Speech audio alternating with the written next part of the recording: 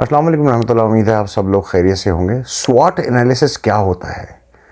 स्वॉट analysis क्यों करना चाहिए, कौन करता है और कैसे करता है?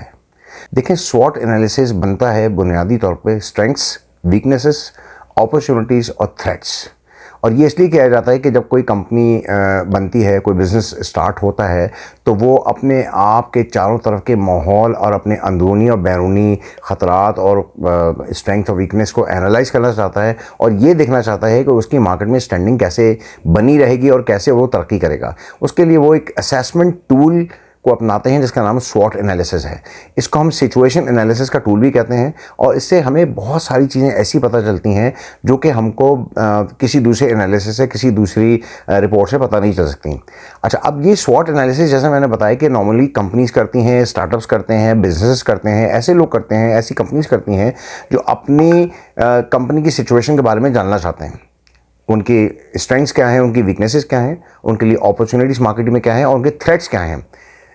इम्पॉर्टेंट बात यह है कि हमें ये स्वॉट एनालिसिस अपनी ज़ाती ज़िंदगी के लिए भी करना चाहिए। हमें ये देखना चाहिए कि हमारी स्ट्रेंथ्स क्या हैं, हमारी वीकनेसेस क्या हैं, हमारे थ्रेट्स क्या हैं और हमारे लिए मार्केट में इस वक्त कौन कौन सी अपॉर्चुनिटीज़ मौजूद हैं। अगर मैं आपको बहुत ब्रीफली बताऊं तो ये स्वॉट एनालिसिस बुनियादी तौर पे आपको इसलिए करना चाहिए ताकि आपको अपने बारे में पता चले कि आप कौन हैं, आपको अपने बारे में जानने का मौका मिल सके और आप अपने बारे में बेहतर तौर पे फैसला करने के काबिल हो सकें। ये एक बहुत सिस्टमैटिक टूल है और ये आपकी ज़िंदगी के बारे में बहुत ही न्यूट्रल तरीके से आपको बताता है कि आप कहाँ खड़े हुए हैं और आप कौन हैं और आप क्या कर सकते हैं, आपके अंदर क्या क्या काबिलियतें हैं। जब आप स्वॉट एनालिसिस करते हैं तो आप कुछ नई चीज़ें एक्सप्लोर करते हैं अपने बारे में, कुछ नई चीज़ें जानते हैं। उसकी वजह ये होती है कि देखें, जब भी स्वॉट एनालिसिस किया जाता है तो जनरली एक पेपर, एक पेंसिल लेके आप एक खाना ड्रॉ करते हैं, चार बॉक्सेस ड्रॉ करते हैं। एक बॉक्स में स्ट्रेंथ होती हैं, फिर वीकनेस होती हैं, फिर अपॉर्चुनिटीज़ होती हैं, फिर थ्रेट्स होते हैं और उसमें फिर आप चीज़ें लिखना शुरू कर देते हैं। तो ये जो लिखने की, पढ़ने की एक्टिविटी होती है, इसमें बाज़ दफ़ा आप कुछ ऐसे इम्कानात, कुछ ऐसी चीज़ें एक्सप्लोर करते हैं जो आपने कभी पहले अपने बारे में सोची भी नहीं होती हैं। सबसे बड़ा फ़ायदा स्वॉट एनालिसिस का ये है कि आप कुछ ऐसी डोमेन्स में चले जाते हैं, कुछ ऐसी डोमेन्स के बारे में सोचना शुरू कर देते हैं जिनके बारे में ना तो आप पहले जानते होते हैं, ना कभी आपने उनके बारे में पहले कभी सोचा होता है। तो मैं बहुत हाईली रिकमेंड करूँगा, मैं सबसे दरख्वास्त करूँगा ख़ास तौर पे अपने नौजवान बच्चों से कि वो सबसे पहले स्वॉट एनालिसिस को समझें और इसको अपनी ज़िंदगी पे मुंतबिक करने की, अप्लाई करने की कोशिश करें। अच्छा, अब कंपनीज़ की बात तो हम छोड़ देते हैं और ये देखते हैं कि अगर मुझे स्वॉट एनालिसिस अपना करना है तो उसमें मैं ये चारों चीज़ें यानी स्ट्रेंथ, वीकनेस, अपॉर्चुनिटी, थ्रेट मेरे अंदर क्या हो सकते हैं और वो उसको मैं किस तरह से अपनी ज़िंदगी के ऊपर अप्लाई कर सकता हूँ। तो जब हम स्ट्रेंथ्स की बात करते हैं तो बुनियादी तौर पर स्ट्रेंथ्स या ताकत, हमारी वो स्किल्स होती हैं, वो हमारी सलाहियतें होती हैं जो हमारे अंदर अल्लाह ताला ने वदियत फरमाई होती हैं। उसमें आपके बोलने की ताकत हो सकती है, आपकी कम्युनिकेशन स्किल्स हो सकती है, आपकी फ़िज़िकल ताकत हो सकती है, आपकी एजुकेशन हो सकती है, आपका कोई ऐसा हिडन छुपा हुआ टैलेंट हो सकता है जो आपने कभी पहले जाना ना हो, कभी उसको एक्सप्लोर ना किया हो, लेकिन जब आप उसको लिखने बैठे तो हो सकता है आपको याद है कि यार मैं ये भी कर सकता था और मुझे ये भी करना चाहिए था और मैं इससे ये फ़ायदे उठा सकता हूँ। इसी तरह आप जब स्ट्रेंथ्स के बारे में बात करते हैं, हो सकता है आप एक बहुत पॉजिटिव थिंकर हों, आपकी सोच बहुत मुस्बत हो, आप चीज़ों को मुस्बत तरीके से सोचते हो, तो ये भी आपकी स्ट्रेंथ है। उसके अलावा आप रिस्पॉन्सिबिलिटी, ज़िम्मेदारी उठाने के काबिल हों, आप बहुत बड़ी ज़िम्मेदारियाँ उठा लेते हो अपने घर की, बहुत सारे काम घर के कर देते हो बग़ैर किसी के कहे, बग़ैर किसी के हुक्म दिए हुए, आप बग़ैर किसी के पुश किए, बग़ैर किसी के ज़ोर दिए हुए आप कुछ ज़िम्मेदारियाँ अपने ज़िम्मे खुद ही ले लेते हो। ये एक बहुत अच्छी स्ट्रेंथ आपकी हो सकती है क्योंकि कल आपको आपके करियर में ये चीज़ बहुत काम आएगी। इसी तरह एक बहुत इंपॉर्टेंट चीज़ ये है कि आप अपने बारे में हो सकता है ये भी सोचते हैं कि आप चैलेंजेस को लेते हैं, आप चैलेंजेस को फेस करते हैं, उनका सामना करते हैं और उनको शिकस्त देते हैं और जो भी आपकी ज़िंदगी में मसाइल आते हैं उनको सामना करके उनको ख़त्म करने की कोशिश करते हैं। ये बहुत बड़ी सलाहियत है, बहुत बड़ी क़ुव्वत है, बहुत बड़ी स्ट्रेंथ है जो आपके अंदर अगर नहीं है तो उसको डेवलप करना चाहिए।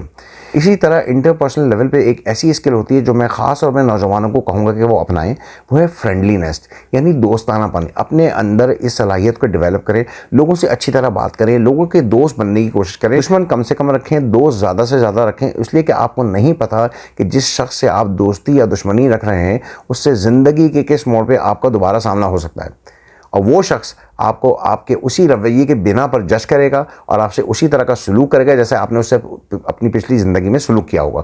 तो ये बहुत अहम नुक्ता है कि आपको अपनी ज़िंदगी में ज़्यादा से ज़्यादा दोस्त बनाने चाहिए। तो ये बहुत अहम नुक्ता है कि आपको अपनी ज़िंदगी में ज़्यादा से ज़्यादा दोस्त बनाने चाहिए। जब हम वीकनेसेस की बात करते हैं तो इसके बारे में एक तो ये कि मेरा अपना पर्सनल एनालिसिस हो सकता है, तजिया हो सकता है कि जी मेरे अंदर क्या क्या वीकनेसेस हैं। लेकिन उससे बहुत पहले आपको करना चाहिए कि अपने वालिदैन से, अपने बहन भाइयों से, अपने दोस्तों से अपने बारे में राय लेनी चाहिए कि मेरे अंदर सलाहियतें कौन कौन सी हैं, मेरे अंदर कमियाँ कौन कौन सी हैं, मेरे अंदर कौन कौन सी वीकनेसेस हैं। वो आपको कुछ ऐसी चीज़ें भी बता सकते हैं जो आपने कभी अपने बारे में सोची भी ना हो, और फिर उनको लेके उन पर काम करने की ज़रूरत आपके अंदर पैदा होगी और फिर आप अपने आप को इम्प्रूव करने के रास्ते पर चल पड़ेंगे। कुछ वीकनेसेस जिनको मैं नोट डाउन किया है मैंने, वो ये हो सकती है कि मैं शाई बहुत हूँ, मैं शर्माता बहुत हूँ, मैं लोगों के सामने बात करने से घबराता हूँ, मेरी कम्युनिकेशन स्किल्स बहुत अच्छी नहीं है, मेरी राइटिंग स्किल्स बहुत अच्छी नहीं है, जिसकी वजह से मैं बाज़ दफ़ा पीछे रह जाता हूँ मुकाबले के अंदर।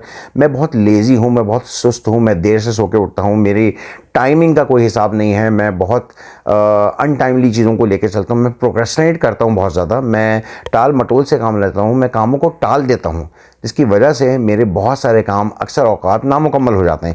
ये सारी वो चीज़ें हैं जो कि वीकनेसेस के तौर पे काम आती हैं और इन सबको हमें अपने अंदर ढूंढ के ख़त्म करना चाहिए ताकि हम बेहतर इंसान के तौर पे उभर के सामने आ सकें। जहाँ तक अपॉर्चुनिटीज़ की बात है तो अपॉर्चुनिटीज़ बुनियादी तौर पे वो चीज़ें होती हैं जो कि आपके आउटर इन्वायरमेंट से, बाहर के माहौल से ताल्लुक़ रखती हैं। जैसे फ़र्ज़ करें कि जी गवर्नमेंट का कोई नया लॉ पास हुआ है जिसकी वजह से आपने जो एजुकेशन हासिल की है उसमें जॉब के मौके ज़्यादा बढ़ गए या बिज़नेस के मौके ज़्यादा बढ़ गए, तो ये आपके लिए एक अपॉर्चुनिटी बन जाएगी। इसी तरह ये भी हो सकता है कि आपकी शहर के अंदर, आपके इलाके के अंदर कोई ऐसी कंपनी खुली हो जिसमें आपकी स्किल के लोगों की शदीद ज़रूरत है और वो आपको हायर कर सकते हैं, तो आपके लिए ये भी एक अपॉर्चुनिटी बन सकती है। आपके लिए ये भी एक अपॉर्चुनिटी हो सकती है कि आप किसी दूसरे शहर में बसने का इरादा करें और ये देखें कि वहाँ पर जाके आप अपने स्किल सेट को किस तरह बेहतर तरीके से इस्तेमाल करके जॉब या बिज़नेस कर सकते हैं। कोई भी नया बिज़नेस, कोई भी नई जॉब जो है वो एक अपॉर्चुनिटी होती है आपके लिए, और जब आप उसमें घुसते हैं तो अपनी सलाहियतों को, अपनी स्ट्रेंथ्स को इस्तेमाल करते हुए उसमें कामयाबी हासिल कर सकते हैं। जब हम थ्रेट्स की बात करते हैं तो थ्रेट्स हमारे कंट्रोल में तो नहीं होते, लेकिन बहरहाल हमको उनसे मुकाबला करना होता है, उनका सामना करना होता है, उनको फेस करना होता है और उस चैलेंज को लेके उस चैलेंज पे पूरा उतरना होता है, उस पर हमें मुकम्मल तौर पे कामयाबी हासिल करनी होती है। कुछ चैलेंजेस ऐसे भी होते हैं, जैसे आजकल हमारे मुल्क के हालात काफ़ी ख़राब हैं तो जॉब्स बहुत कम निकल रही हैं, तो ये हमारे लिए एक थ्रेट है कि हमारे मुल्क में जॉब अपॉर्चुनिटीज़ कम से कम होती चली जा रही हैं। और एक एनालिसिस अभी रिसेंटली आया है जिसके मुताबिक लाखों लोग मुल्क से पिछले 8-10 महीनों में बाहर जा चुके हैं सिर्फ जॉब्स को एक्सप्लोर करने के लिए। वो बुनियादी तौर पे कुछ नई अपॉर्चुनिटीज़ को एक्सप्लोर कर रहे हैं क्योंकि उनका थ्रेट ये था कि उनके मुल्क में जॉब और बिजनेस की अपॉर्चुनिटीज़ कम से कम होती चली जा रही हैं। तो इस तरह के जो थ्रेट्स होते हैं उनका भी आपको एनालिसिस करना है ताकि आप अपनी स्ट्रेंथ्स पे काम करना शुरू करें, अपने स्किल सेट पे काम करना शुरू करें और इन थ्रेट्स को ख़त्म कर सकें। अगर आप इन थ्रेट्स को किसी भी तरह से अपने स्किल सेट को इस्तेमाल करते हुए ख़त्म कर सकें तो ये आपकी बहुत बड़ी कामयाबी होगी, चाहे वो आपकी नौकरी पे हो, चाहे वो आपकी जॉब पे हो या आप के बिज़नेस के ऊपर हो।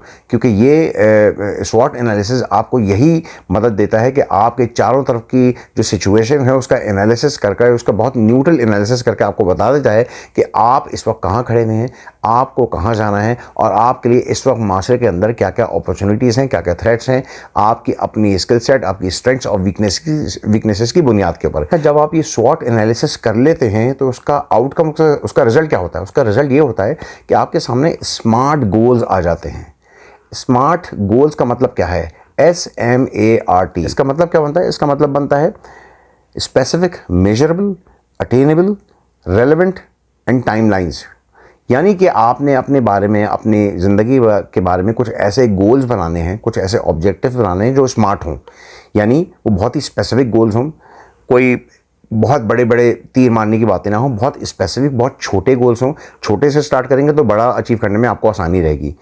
मेजरेबल हों, आप उनको मेज़र कर सकें, आपके पास आपके गोल्स को मेज़र करने का तरीका आपको ज़्यादा बेहतर मालूम होगा, आप अपनी स्किल्स के लिहाज से, अपनी स्ट्रेंथ्स के लिहाज से उनको मेज़र कर सकते हैं। अटेनेबल हों, ऐसा ना हो कि आप कल चांद पे जा रहे हैं, ये कोई गोल नहीं है।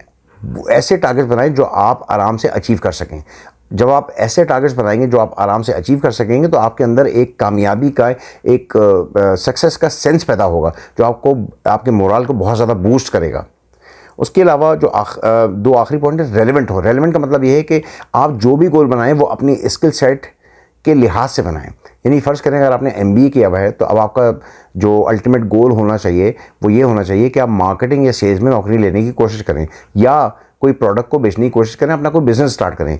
आपका गोल ये नहीं होना चाहिए कि आप HR में जाके बैठ जाएं या फाइनेंस में जाके बैठ जाएं and so on and so fourth. अगर आपने कोई स्किल डेवलप की है अपने अंदर, मार्केटिंग की स्किल डेवलप की है, तो आपको मार्केटिंग से रिलेटेड गोल बनाने चाहिए। ये होती है रेलेवेंस। इसके अलावा आपने एक टाइमलाइन कुछ सेट करनी है कि जी ये जितने भी बातें मैंने की हैं, जितने भी गोल्स मैंने अपने लिए सेट किए हैं, उनकी टाइमलाइंस ये हैं, ये गोल्स मैं इतने दिन में अचीव कर लूँगा। अगर आप ये करेंगे तो आपको मज़ा आएगा। अगर आप ये नहीं करेंगे और आप एक ओपन टाइमलाइन छोड़ देंगे अपने लिए तो कभी भी इन गोल्स को अचीव नहीं कर पाएंगे। तो जब आप टाइमलाइन सेट कर लेते हैं तो फिर आपके लिए आसानी ये हो जाती है कि अपने टारगेट्स को उन टाइमलाइन की बेसिस पे आप डेली रिव्यू करते हैं और आगे बढ़ते चले जाते हैं और कोशिश करते हैं कि उन टाइमलाइंस को मीट करें, उन ऑब्जेक्टिव्स को उन टाइमलाइन के अंदर ही अंदर मीट करने की कोशिश करें ताकि आपके अंदर एक सेंस ऑफ सक्सेस डेवलप हो सके। बहुत शुक्रिया आपका। अस्सलाम वालेकुम।